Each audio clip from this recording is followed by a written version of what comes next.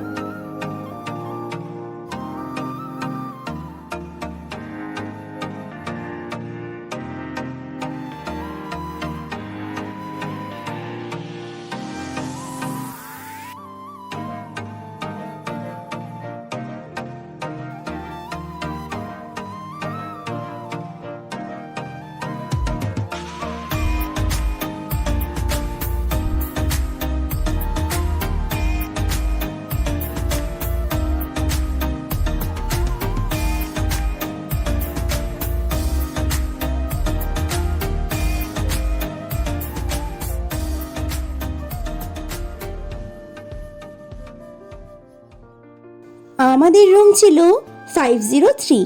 রুমে কিন্তু ফার্স্টে এন্ট্রি করেই কিন্তু বাঁ দিকে ছিল হচ্ছে ওয়াশরুম।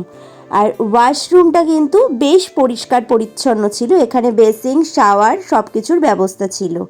রুমে গিয়েই ফার্স্টে দেখলাম ডান দিকে কিন্তু টিভি ছিল, এসি ছিল, আর এখানে ইন্টেরিয়ারের কিন্তু খুব সুন্দরভাবে কাজ করা ছিল। রুমটা কিন্তু বেশ সুন্দর এবং পরিষ্কার ছিল। এখানে কিন্তু একটা টি টেবিলও ছিল, সাথে কিন্তু একটা বসার ছোট সোফা, একটা ওয়ার্ড্রপ, এছাড়া বেডের পাশেও কিন্তু একটা ছোট টেবিল মতন ছিল, আর মিরর ছিল। রুমটা কিন্তু খুব সুন্দর ছিল, আর এখানেও কিন্তু ডেকোরেশন কিন্তু খুব সুন্দরভাবে করা ছিল। এছাড়াও দুটো চেয়ার ছিল, ডান দিকে এদিকে টিভিও ছিল।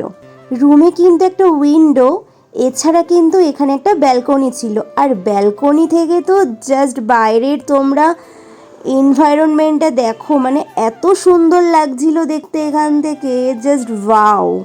মানে ব্যালকনিতে বসেই কিন্তু তোমরা এখানে সমুদ্রের কিন্তু সৌন্দর্যটা উপভোগ করতে পারবে। তোমরা যদি যেতে চাও সমুদ্রে, সেখানে গিয়েও কিন্তু যেতে পারো। এছাড়া কিন্তু আমরা কিন্তু এখানে ব্যালকনিতে বসেই কিন্তু খুব সুন্দরভাবে কিন্তু পুরো পরিবেশটাকে দেখছিলাম। হোটেলের ফোন নাম্বার আমি আমার ডেসক্রিপশন বক্সে দিয়ে দিলাম, তোমরা চেক করে নিও। এখানে ওল্ড দীঘাতে যে মার্কেটটা বসে, সেই মার্কেটের কিন্তু একদম পাশেই ছিল আমাদের হোটেলটি। হোটেলের সামনেই দেখো দেখা যাচ্ছে যে নৌকো করে যে ডিজাইন করা রয়েছে, ওটাই কিন্তু আমাদের হোটেলটি ছিল। তাহলে তোমরা বুঝতেই পারছো যে মার্কেট থেকে কিন্তু আমাদের হোটেলটা কিন্তু একদম কাছে। তো তোমরাও যদি চাও তাহলে কিন্তু ওই হোটেলটা কিন্তু বুকিং করে নিতে পারো। এটা ছিল আমাদের হোটেলের বাইরের পরিবেশটা। তাহলে বেশি কথা না বলে তোমাদের একটু হোটেলের বাইরেটা এবার ঘুরিয়ে দেখাবো, চলো।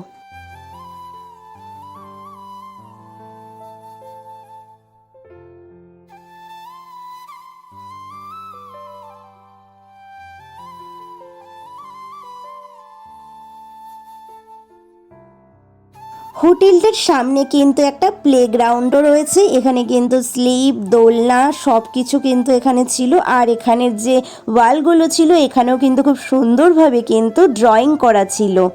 চলো তোমাদেরকে একটুখানি ঘুরিয়ে দেখাই প্লেগ্রাউন্ডটা।